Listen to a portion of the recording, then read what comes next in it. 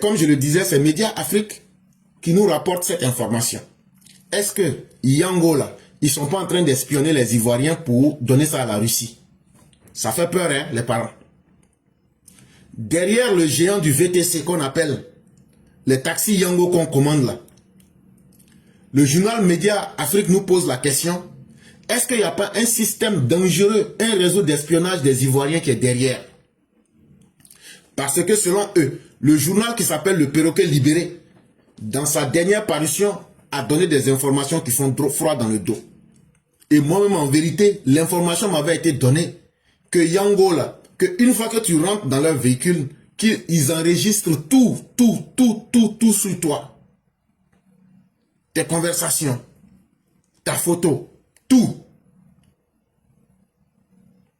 Plus de 2 ans après avoir été sanctionné par l'autorité de régulation des télécommunications en Côte d'Ivoire, le 23 août 2023, pour l'enregistrement systématique des conversations des clients qui montent à bord des véhicules.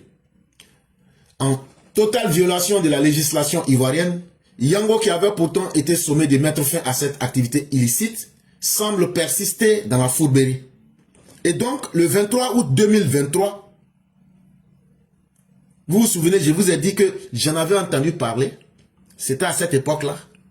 Et effectivement, les faits se sont avérés. Dès que tu rentres dans un véhicule Yango là, ta photo, tes informations, tout est enregistré. Mais ces informations-là vont à qui? Donc la RTCI les avait condamnés parce qu'ils enregistraient les gens à bord de leur véhicule sans l'autorisation et à l'insu des gens. Yango. Ils ont été condamnés depuis le 23 août 2023. Mais malheureusement, nous sommes aujourd'hui au 12 février 2025, Yango n'a pas arrêté cette activité illicite d'enregistrer les gens.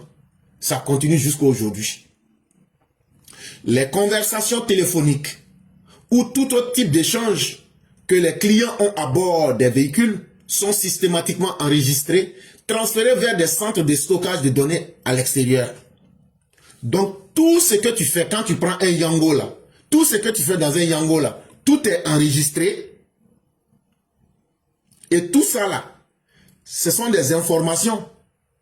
Sachez que Yango, c'est une société, c'est une compagnie russe. Et aujourd'hui là, il y a ce qu'on appelle les métadonnées. C'est quoi les métadonnées? Les métadonnées, c'est l'ensemble de toutes tes informations. Mais dans tes informations, il y a des activités. Par exemple, quelqu'un qui se réveille toujours à 9 h. On va analyser pour étudier tes comportements et tes habitudes.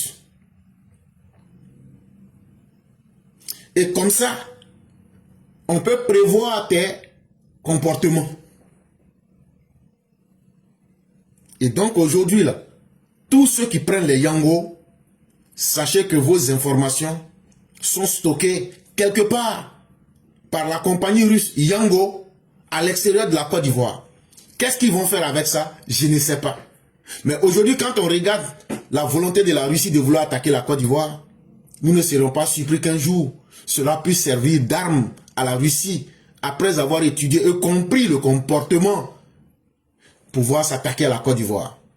Si les informations livrées par le journal s'avèrent, cela mettrait sérieusement en cause la fiabilité de cette entreprise avec laquelle collaborent des milliers de chauffeurs de taxis privés en Côte d'Ivoire.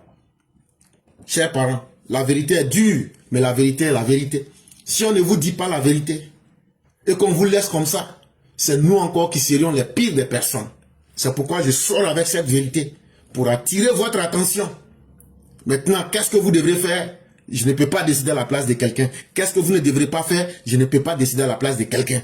Mais quand vous prenez un Yango, toutes les conversations que vous avez, vos photos, tout est enregistré et tout est stocké dans les bases de données de la Russie à l'extérieur du pays. Ça au moins, là, il n'y a pas de doute là-dessus. Si tout le monde sait ça déjà, là. Donc là, chacun doit savoir ce qu'il doit faire.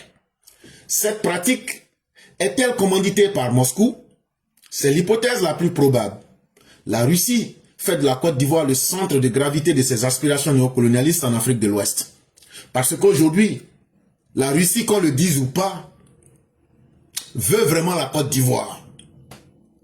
et veut utiliser la Côte d'Ivoire comme son centre névralgique pour commander l'Afrique de l'Ouest. Et je ne vous ai pas caché. En 2015, ils étaient déjà venus à partir des Dabou. Ils avaient même installé des mercenaires. Mais on a pu avoir raison d'eux pour les dégager. En 2023, ils ont essayé avec les Yango. Ils ont été sanctionnés. Mais les mêmes comportements, les mêmes pratiques continuent. Pourquoi ils persistent là-dedans?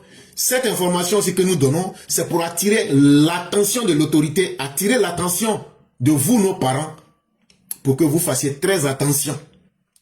La résilience dont fait preuve l'État ivoirien face aux multiples manœuvres de déstabilisation orchestrées par les réseaux russes africains irrite les caciques les caciques de la ligne impérialiste de la Russie sur l'Afrique. Les Ivoiriens sont avertis.